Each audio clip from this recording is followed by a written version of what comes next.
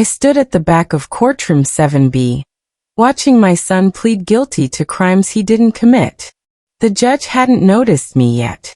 Neither had my ex-husband Marcus, who sat in the front row wearing his expensive suit, and that smug expression I'd grown to hate over 30 years of marriage. My boy, Tyler, looked so small at the defendant's table. His shoulders hunched like he was trying to disappear. He was only 19. Just a kid who'd made the mistake of trusting his father. The prosecutor was reading the charges. Forgery and insurance fraud. Each word felt like a knife in my chest. I knew the truth. Marcus had framed Tyler perfectly, using his own son as a scapegoat for his criminal business dealings. And I had the proof in my purse. Every document, every recording, every piece of evidence that would destroy Marcus completely. When the judge asked if anyone had anything to say before sentencing, I started walking down the aisle. My heels clicked against the marble floor. Every head turned. Marcus's face went white. Please tell me something in the comments section. Where are you watching this story from?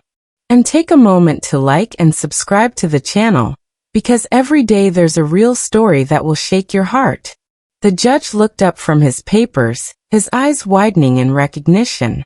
Diana Hartley, he said, his voice echoing through the silent courtroom. Why are you here? I kept walking until I reached the front. My hands were shaking, but my voice was steady. Your Honor, I'm here to tell the truth about these charges. Marcus jumped to his feet. Diana, what are you doing? His lawyer grabbed his arm, trying to pull him back down. But Marcus jerked away, his face turning red. I'd seen that look before, usually right before he'd start yelling or throwing things. But this time, I wasn't afraid. The judge held up his hand. Mr. Hartley, sit down. Mrs. Hartley approached the bench. I walked forward, opening my purse. Inside was a flash drive containing 3 years of evidence. Bank statements showing Marcus's money laundering operation. Emails proving he'd stolen the cars and forged Tyler's signature on the insurance claims. Even recordings of Marcus bragging to his business partner about how he'd set up his own son to take the fall. Tyler's lawyer, a public defender named Kevin Brooks who looked barely older than my son, stood up quickly. Your Honor, I'd like to request a recess to review whatever Mrs. Hartley has brought. The prosecutor, a sharp woman named Angela Torres, objected immediately. Your Honor, this is highly irregular. The defendant has already entered a guilty plea. This appears to be a desperate attempt to delay justice. I turned to face her. Justice? You want to send an innocent boy to prison while his father walks free. That's not justice. Judge Mitchell Brennan, a man I'd known for 25 years through various charity events Marcus dragged me to, studied me carefully. Mrs. Hartley, you understand that making false statements in my courtroom carries serious consequences? I do, Your Honor. Everything I'm about to tell you is documented and verifiable. He nodded slowly. Very well. We'll take a 30-minute recess. Mr. Brooks, Ms. Torres, and both Mr. Hartleys will meet me in my chambers. Now, as everyone started moving, Marcus grabbed my arm hard enough to bruise. You have no idea what you've done, he hissed. I pulled my arm away from Marcus's grip and looked him straight in the eye. I know exactly what I've done. I'm saving our son from your mess. In the judge's chambers, I handed the flash drive to Kevin Brooks. His hands trembled slightly as he plugged it into the laptop. Judge Brennan sat behind his massive desk, his expression unreadable. Marcus's lawyer, a slick corporate attorney named Richard Vale, was already making excuses. Your Honor, whatever Mrs. Hartley thinks she has, it's clearly the result of a bitter divorce.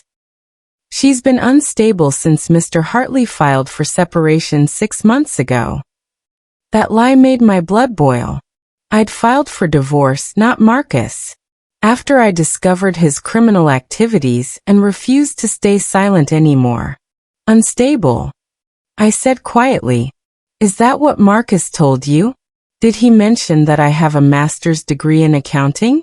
That I worked as a forensic accountant for 15 years before he convinced me to quit and be a housewife? Kevin looked up from the laptop, his eyes wide. Your Honor, you need to see this. The room went silent as Judge Brennan rolled his chair closer to the laptop. I watched his expression change from skeptical to shocked to absolutely furious. On the screen were bank statements showing Marcus had embezzled over $2 million from his construction company's clients. He'd been running a scheme where he'd overcharge for materials, pocket the difference, and use shell companies to hide the money. When the insurance investigators started asking questions about some stolen equipment, Marcus panicked.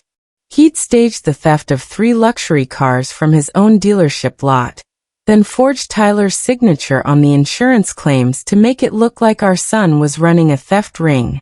Tyler, who didn't even know how to hotwire a car. My sweet boy who'd been working at his father's dealership part-time while attending community college. Marcus had used Tyler's employee access codes to make everything look legitimate. There's more, I said quietly. Keep scrolling. Kevin clicked through folders labeled with dates.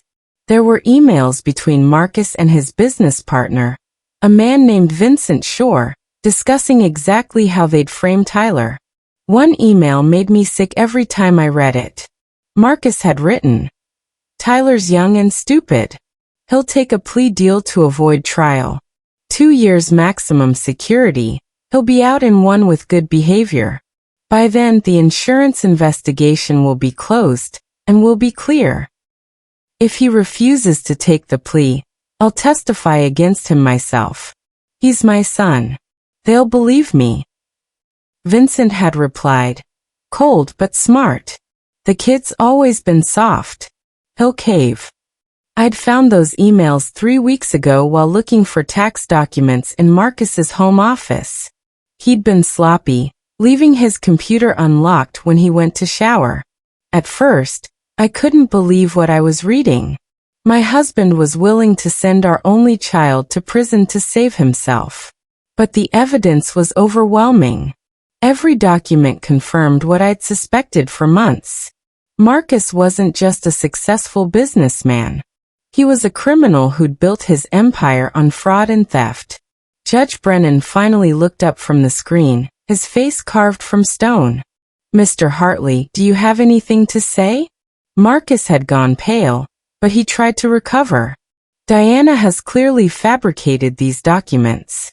She's been jealous of my success for years. Judge Brennan held up his hand, cutting Marcus off.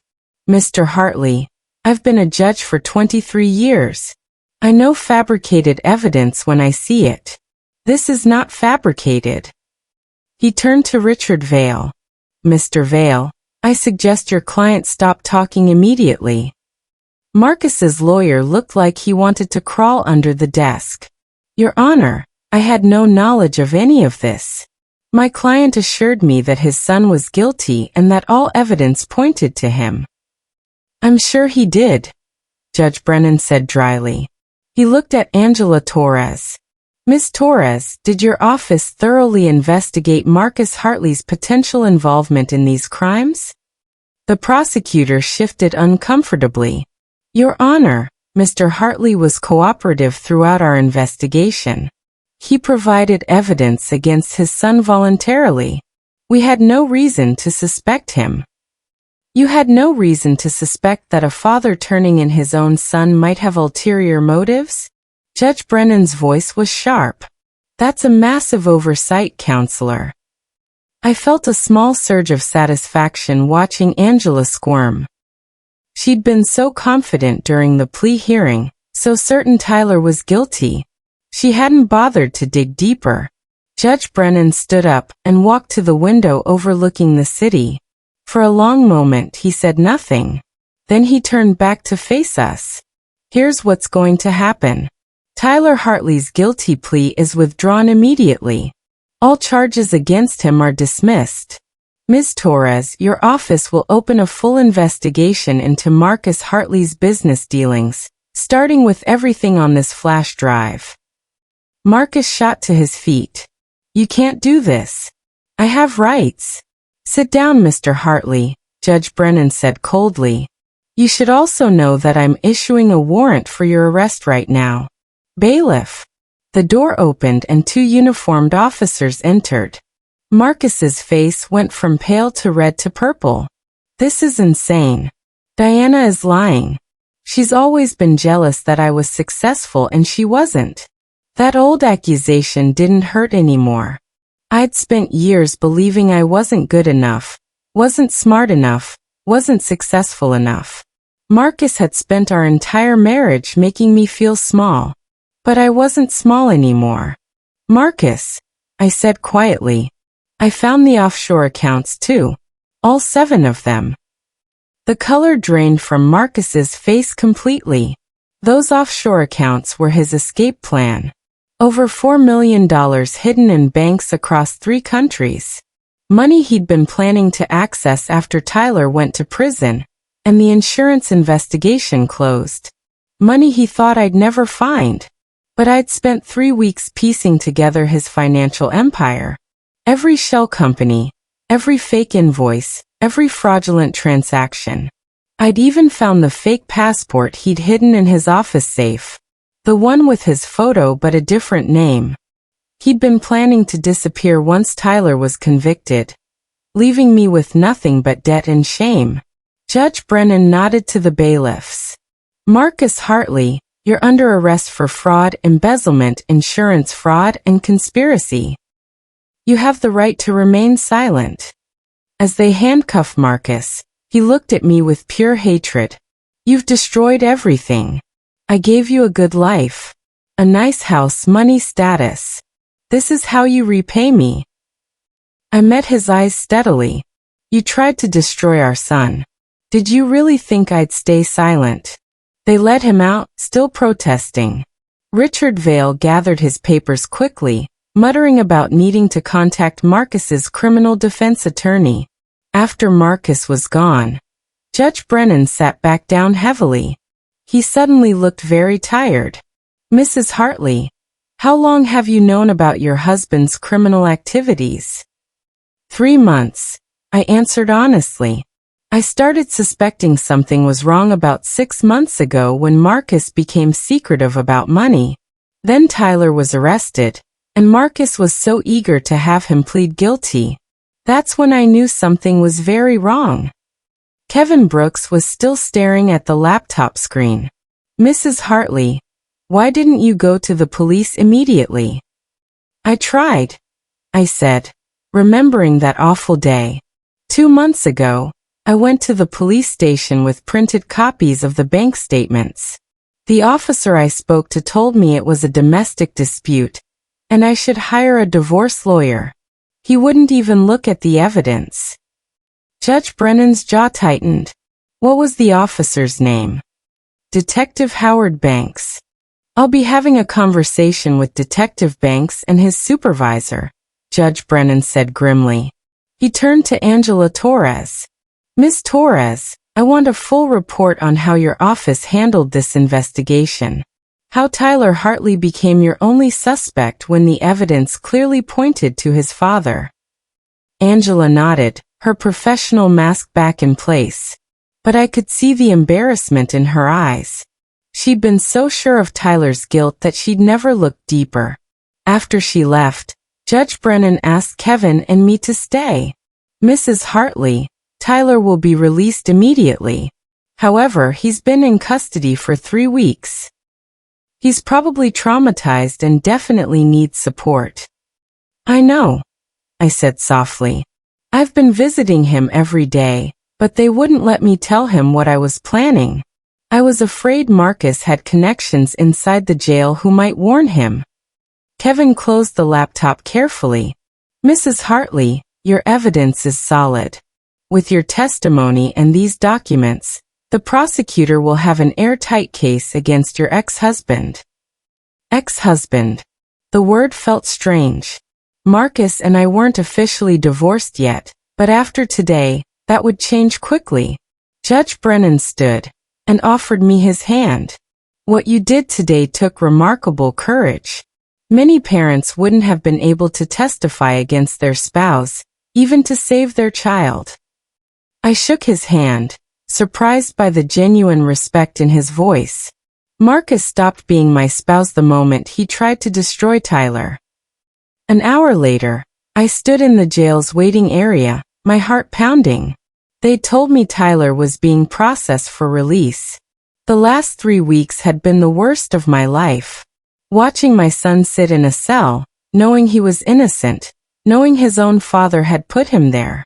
Tyler had wanted to fight the charges, but Marcus had convinced him that pleading guilty was his only option.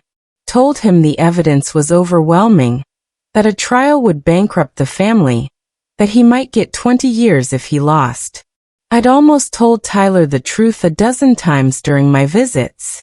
But I'd been terrified that Marcus would find out I was gathering evidence. Marcus had friends everywhere, in the police department, in the court system, in the jail. If he'd known what I was planning, he would have destroyed the evidence or disappeared with his offshore money. So I'd played the grieving mother, letting Tyler think I believed he was guilty. The guilt of that deception had been crushing. Finally, the security door opened. Tyler walked out slowly, like he wasn't sure any of this was real.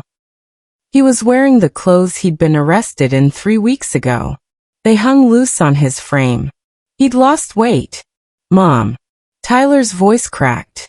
I rushed forward and pulled him into my arms. He was stiff at first, probably confused about why he was being released. Then he collapsed against me, his whole body shaking. "It's over, baby," I whispered. "You're free. All the charges are dismissed." "But I don't understand. Dad said I had to plead guilty. He said there was too much evidence." I pulled back and looked at my son's face. He had Marcus's dark hair and strong jaw, but his eyes were mine. Soft and trusting. Those eyes had been dead when I'd visited him in jail. Now they were filled with confused hope. "Your father lied about everything," I said. "He committed those crimes, then framed you for them. But I found proof. The judge dismissed all charges against you." Tyler stared at me like I was speaking another language. "Dad framed me? But why would he do that?" "To save himself," I said. "Come on. Let's go home. I'll explain everything." We walked out of the jail into bright sunshine. Tyler kept looking around like he expected someone to stop us, to tell him this was a mistake. At home, Tyler sat at our kitchen table while I made him his favorite meal, grilled cheese and tomato soup. Simple comfort food he'd loved since childhood. While he ate, I told him everything. About finding the evidence, about going to the police and being dismissed, about spending weeks building an airtight case against Marcus.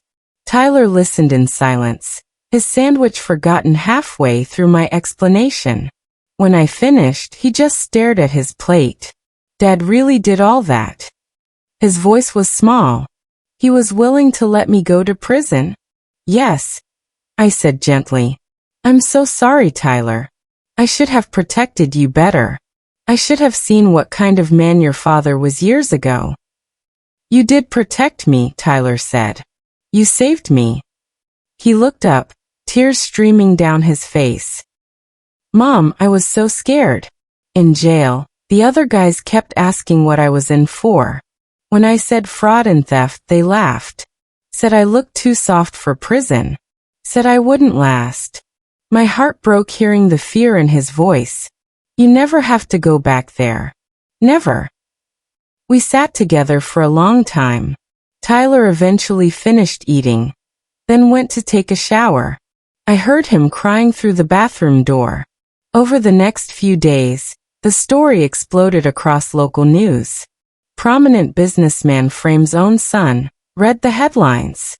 Marcus's mugshot was everywhere, looking nothing like the confident executive he'd always projected. He looked old and desperate. The police investigation moved quickly. With my evidence as a starting point, they uncovered even more crimes. Marcus had been defrauding clients for over 10 years. The total amount stolen was close to $8 million. His business partner Vincent was arrested too. They'd been working together the whole time, creating fake companies and inflating project costs.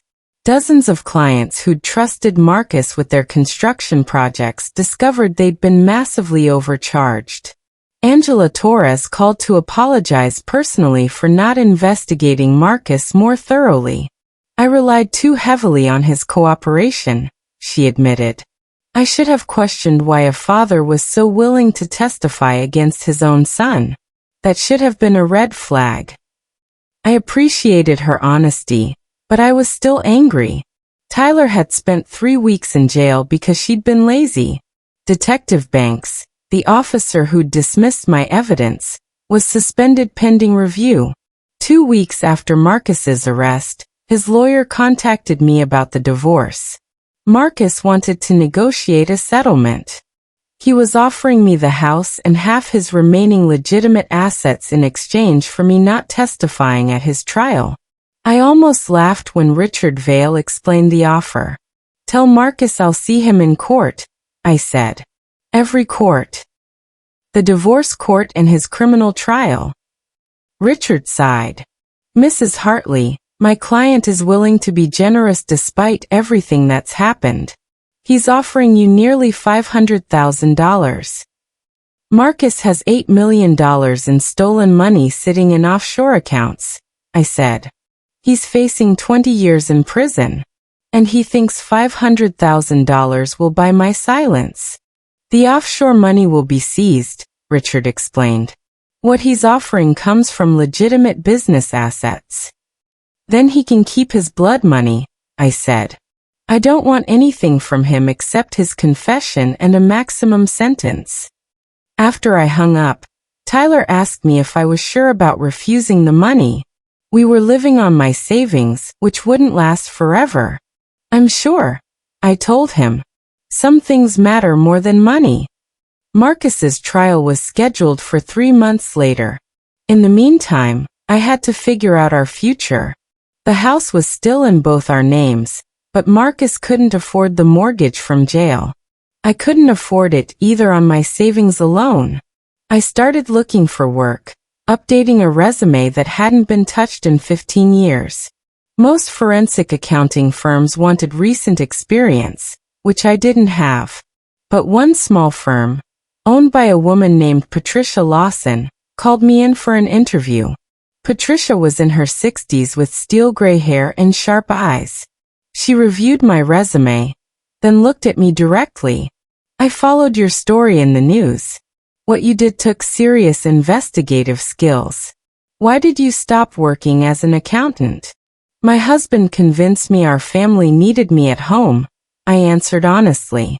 "He said his career had to come first, that having a working wife made him look bad to his business associates."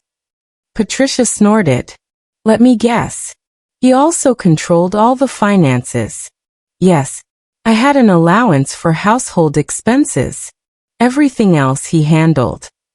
"Classic financial abuse," Patricia said. "Mrs. Hartley, I'm going to be blunt. You let your skills deteriorate by staying home for 15 years. Your software knowledge is outdated, and the industry has changed significantly." My heart sank. I'd expected as much, but hearing it stated so bluntly hurt. Patricia continued, "However, you tracked down $8 million in hidden assets across multiple countries and shell companies using nothing but old bank statements and free internet resources. That's impressive detective work." She slid a folder across her desk. "I'm offering you a junior analyst position. The pay is about half what you used to make, and you'll need to complete certification courses in modern forensic software. But if you prove yourself, I'll promote you to senior analyst within a year." I stared at the job offer, hardly believing it. "Ms. Lawson, why would you take a chance on me?" Because I started this firm 20 years ago after leaving an abusive marriage, Patricia said. My ex-husband was a financial advisor who'd been stealing from his clients. I was the one who caught him, just like you caught yours. Women like us understand that numbers tell stories. We just need to know how to read them. I accepted the job immediately. For the first time in weeks, I felt like our lives might actually move forward. Starting work was harder than I'd expected. The software was completely different from what I'd used 15 years ago. The younger analysts were patient, but clearly puzzled by my outdated knowledge. I spent every evening after work taking online courses, updating my skills. Tyler had enrolled in college again, but he was struggling. 3 weeks in jail had left deep scars. He had nightmares about being locked up. He'd panic in crowded rooms. His trust in people, especially authority figures, was shattered. I found him a good therapist, Dr. Nina Foster, who specialized in trauma. Slowly, Tyler started talking about his experience, about the fear he'd felt every day, about believing he'd somehow ruined his entire life before it even started, about the guilt of thinking he'd disappointed me. You never disappointed me, I told him over and over. Your father did this, not you. Meanwhile, Marcus's legal troubles multiplied. The FBI got involved because of the offshore accounts. More victims came forward, people who'd trusted Marcus with their money and projects. The total amount stolen climbed to $12 million. Richard Vail withdrew as Marcus's lawyer, claiming a conflict of interest. Marcus had to rely on a public defender, just like Tyler had. The irony wasn't lost on me. Marcus, who'd always prided himself on having the best of everything, was now represented by an overworked public defender. Just like the son he'd tried to destroy, Marcus's new lawyer tried to negotiate a plea deal multiple times. The prosecution wasn't interested. They wanted a trial, wanted to make an example of someone who'd betrayed his client's trust so completely. 3 months after his arrest, Marcus's trial began. I was the prosecution's star witness. Walking into that courtroom again felt surreal. The last time I'd been there, Tyler was pleading guilty to crimes he didn't commit. Now I was here to make sure Marcus paid for those crimes. Marcus looked terrible. Jail hadn't been kind to him. His expensive suits were gone, replaced by a cheap gray suit his lawyer had probably bought at a discount store. His hair had gone almost completely gray. He'd lost weight, making his face look gaunt and old. When I took the stand, Marcus wouldn't look at me. He stared at the table, his jaw clenched tight. Angela Torres led me through my testimony carefully. How I'd discovered the evidence. Why I'd kept investigating. How Marcus had systematically built a case against Tyler, while hiding his own crimes. The defense attorney tried to paint me as a bitter ex-wife seeking revenge.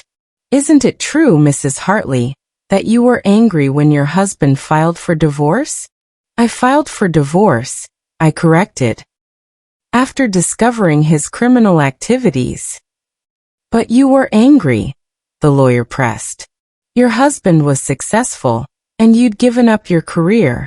You resented him. I looked at Marcus then, forcing him to meet my eyes. I resented that my husband was willing to destroy our son's life to save his own. I resented that he'd spent years stealing from people who trusted him. I resented that he'd used our family as a cover for his crimes. But mostly, I resented that I'd wasted 30 years loving a man who turned out to be a monster. The courtroom went silent. Marcus's face was red, but he still wouldn't speak. The lawyer had no more questions. The trial lasted 2 weeks. Witness after witness testified about Marcus's fraud. Vincent Shore had taken a plea deal and testified against Marcus in exchange for a reduced sentence.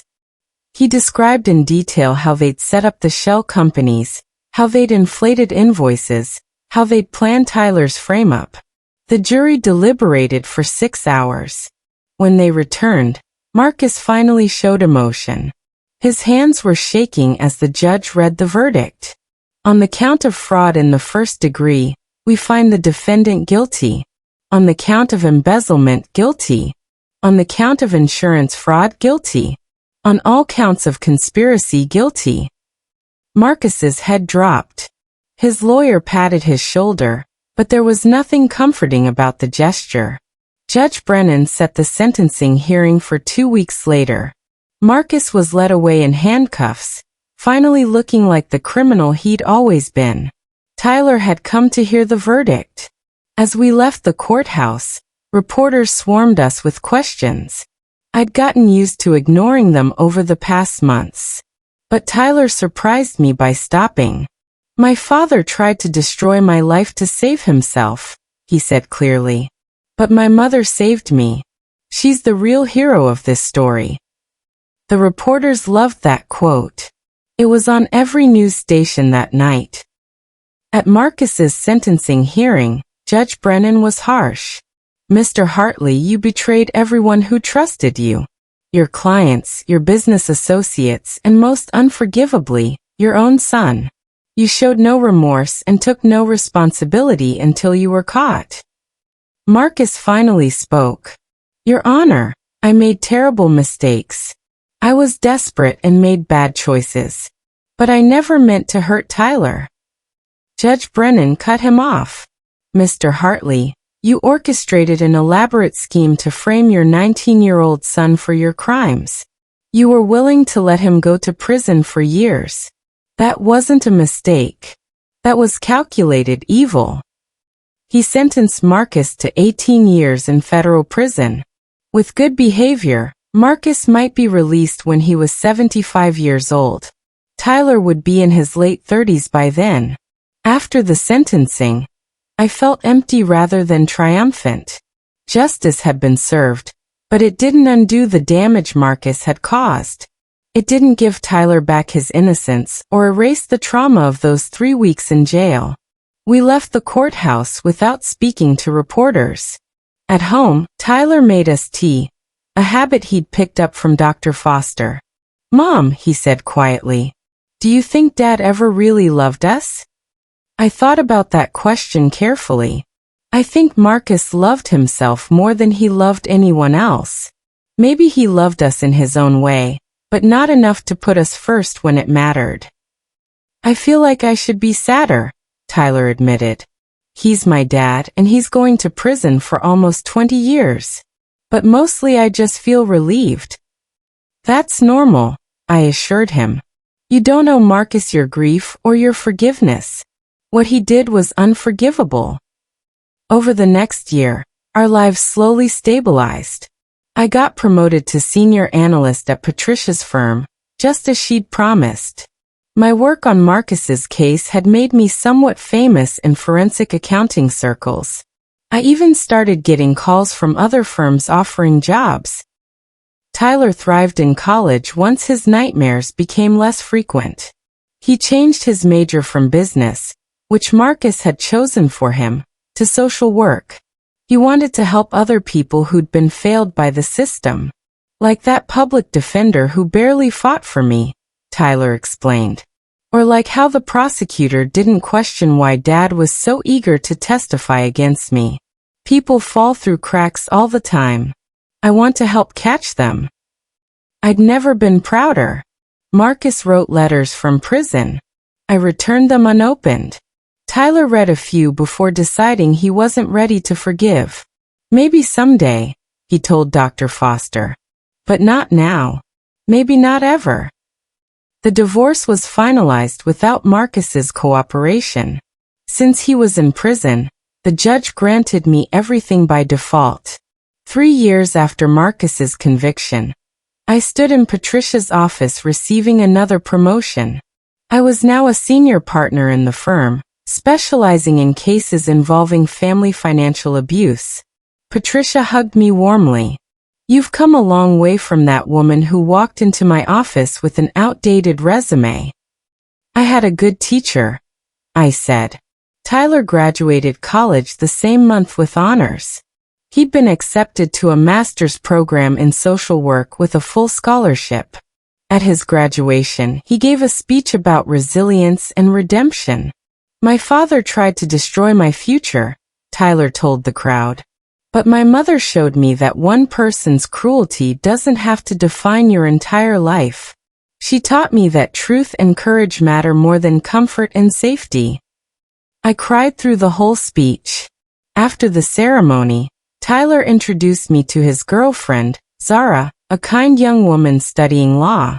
"She wants to be a defense attorney," Tyler said proudly, "to help people like me who get wrongly accused." As I watched my son laugh with his friends, genuinely happy for the first time in years, I realized something important.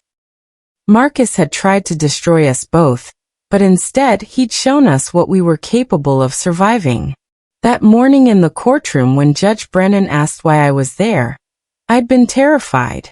Now I knew the answer. I was there because some fights are worth having, no matter how scared you are.